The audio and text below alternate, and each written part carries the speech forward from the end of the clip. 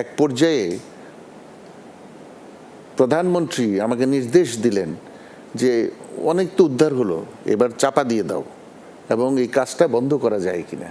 আমি বলেছি অসম্ভব, এখানে হাজার হাজার জীবিত মৃত মানুষ আছে, আমি উদ্ধার করছি আপনার কথা বলে যে আপনি নির্দেশ দিয়েছেন জীবিত কিংবা মৃত ব্যক্তি, শেষ ব্যক্তি উদ্ধার না হওয়া পর্যন্ত এই অভিযান চলবে, আমি এখান থেকে যেতে পারি না।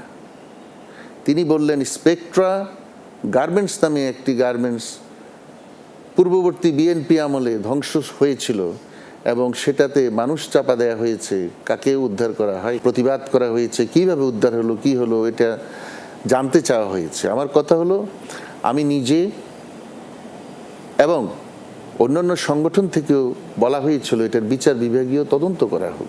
অনেক টেলিভিশন নিউজ মিডিয়া সেখানে গেছে, আমার থেকে ইন্টারভিউ নিয়েছে, মেয়েটির সাথে কথা বলেছে, সে ওয়েস্টার্নে চাকরি করতো পরে, কিন্তু সেটা প্রচার করেনি। আমার কথাও না, তার কথাও না। গন্ডগোলটা কোথায়? আমাকে নির্দেশ দিলেন প্রথমত সেনা সদর, পরে আমাকে বলা হলো প্রধানমন্ত্রী নিজে কথা বলবেন।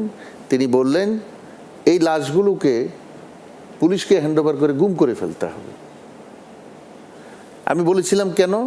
প্রধানমন্ত্রী আমাকে জানালেন যে পরের দিন এই লাশ নিয়ে বেগম খালেদা জিয়া বিএনপি মিছিল করবে, লাশের মিছিল, রাস্তাঘাট বন্ধ করবে, সরকার বিরুদ্ধে আন্দোলন শুরু করবে নতুনভাবে। এরকম আরও অনৈতিক নির্দেশনা অমান্য করায় তিনি আওয়ামী লীগ সরকারের অপ্রিয় পাত্রে পরিণত হন বলে দাবি ন্যাশনাল ডিফেন্স কলেজের সাবেক এই কমান্ড্যান্টের।